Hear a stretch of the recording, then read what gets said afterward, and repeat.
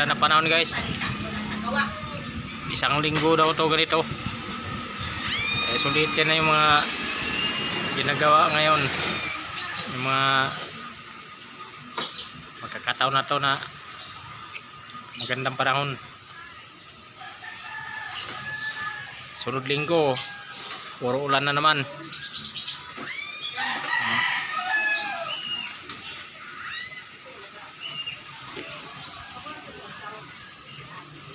Kaya ngayon isang linggo lang ulan.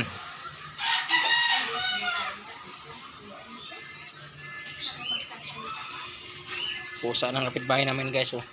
Dito na umakyat. Ang mayari dito sa baba.